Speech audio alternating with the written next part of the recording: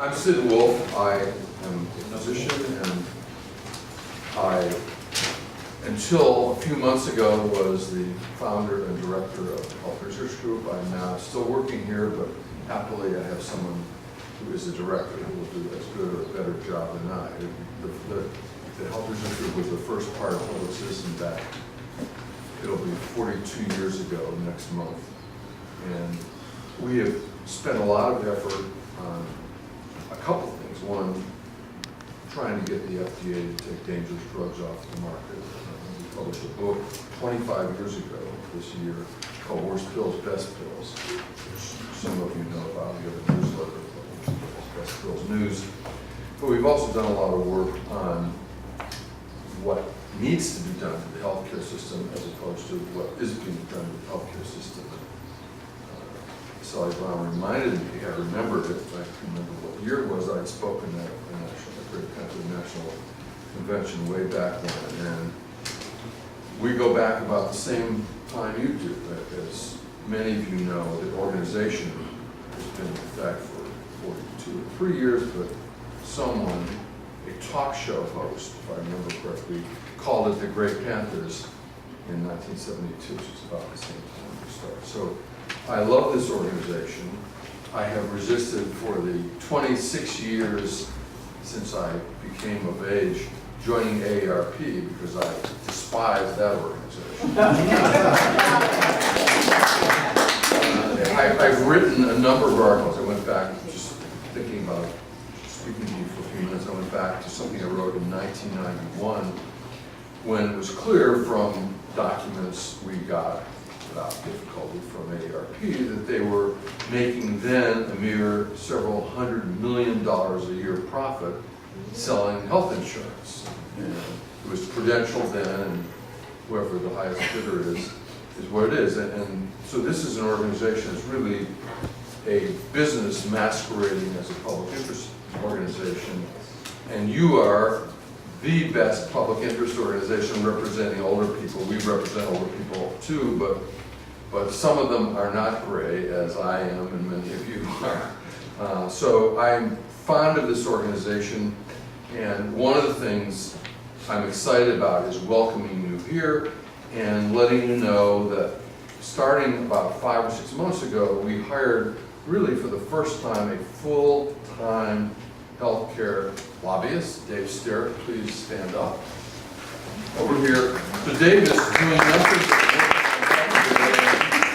He's involved in a single payer coalition, and I guarantee that after today, this is a nice starting point of reconnecting between organizations, that we will be working together on really the only way to go. It's interesting, this morning in the New York Times, Paul Krugman, who initially was a single payer fan and who has devolved into, well, Obamacare isn't perfect, but. Today, he addresses the issue that, yes, it's very complicated getting on the website and figuring out what state you live in and what exchange you should join and whatever. He said, but all of that would not be necessary if we had a single payer system. And as I'm sure most, if not all of you know, when we talk about improved Medicare for all, we only have to look north because the Canadian healthcare system is called Medicare, and it's for all. And as my late friend Tony Mazzocchi used to say, and we all say now, everybody in, nobody out. And that is hardly where things are heading these days, where tens of millions of people will be out, even in the best of circumstances, when what we have to call the Unaffordable Care Act. It's not the Affordable Care Act, it's the Unaffordable Care Act, because there's so many problems with it that for many people, even if they have insurance, their co-insurance is going to go up, the deductibles are going to go up. A few years back, I was promoting a book that we had. I think it was probably Worst Pills, Best Pills, and I got in a taxi cab, and the person knew that I was a physician, and he said, you know, I'm diabetic, and I have health insurance for the first time in my life. And I said, sort of cautiously, what is the premium you're paying? And he said proudly, $100 a month. And I said, what's the deductible? And he said, $10,000 a year. And he then went on to say that he'll do everything to stay away from health care because he doesn't have the money to deductible. He counts as insured, not uninsured, insured. And that's where more and more people in this country are going these days, because between the co-insurance and the deductibles and so forth, it is unaffordable, even if you have insurance. A couple other memories. Back maybe 30 years ago, I met a young, enthusiastic congressperson from Oregon named Ron Wyden. He had just come here, and he said, because he knew what I believed in and who I was, he said, you know, you may not know this, but I worked for the Gray Panthers in Oregon. He was the head of the Gray Panthers in Oregon from 1974 to 1980. And he has done some good things, but he has certainly favored writing op-eds in the Washington Post and the New York Times where there is a Republican on the other side. He wants to talk across the aisle. The concept is very good, although increasingly impossible these days to do. And he has really not been a single-payer supporter. He certainly knows from his history that that's the only way to go. It's not like the rest of the world is crazy and we are right. It's that we are crazy and the rest of the world is really right.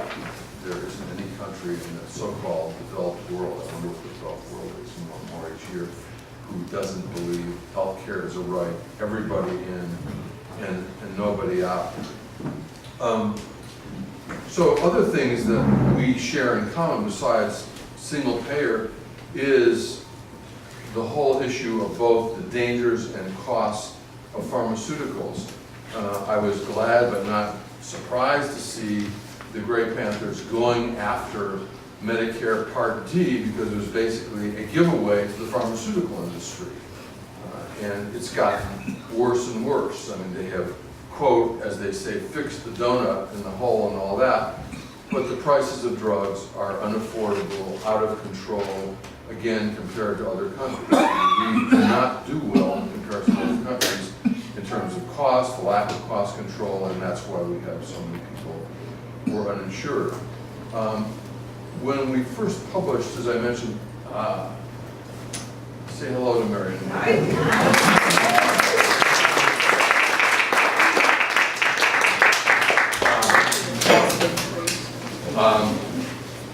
When we first published our book, Worst Pills, Best Pills, 25 years ago, it was called An Older Adult's Guide to Unsafe Medicines. And initially, it was just for older adults. I was becoming an older adult then. My mother, when she was 90, she said, in retrospect, 75 was middle age. And I think about that since I'm a little bit older than that right now. But in any event, the idea is, again, a commonality we have with the Gray Panthers, concerned not only about the cost of drugs, but the fact that older people are taking way too many drugs, taking drugs that have just come on the market that are heavily promoted for non-diseases like the menopause. You can't possibly have menopause and not be a patient. You can't go through it that way. So initially, hormones are prescribed, tens of thousands of women die of breast cancer. Now, just recently, the FDA has approved a new drug for hot flashes, and it's called, in another version, Paxil. It's a tranquilizer, so an antidepressant. So the idea is there must be something wrong with you if you're having hot flashes. So take a drug that is extraordinarily dangerous, which doesn't work at all, at least somewhat. Hormones work better than that, but they were incredibly dangerous.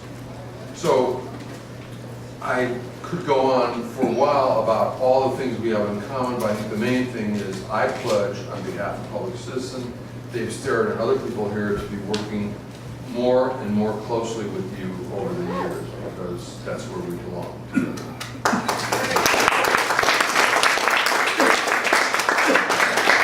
I want to introduce Judy Lear now, who will introduce Marion Wright Edmond, my old friend from a long, long, long time ago.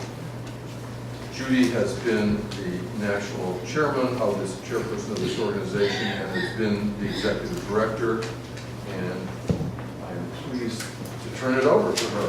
Let me just say one more thing. Tomorrow night, those of you who are in town, a special award is being given out. It's given out once a year to a hero or heroine, probably more to women. And the awardee tomorrow night is Ramsey Clark, one of the only, if not the only, U.S. Attorney Generals who was and is still more interested in the public than he is in corporations or unworthy causes. He deserves this, and it'll be right down the street at the offices of the Center for Study of Responsive Law. There are a couple more pamphlets here. I'll just leave them with Judy. You can take them. You will have a chance to ask a question of a U.S. Attorney General. He's not sitting here, unfortunately, but he's terrific and doing wonderful things. Anyway, nice talking with you. I warmly welcome you here, and it will keep going much more than it has after today. Thank you.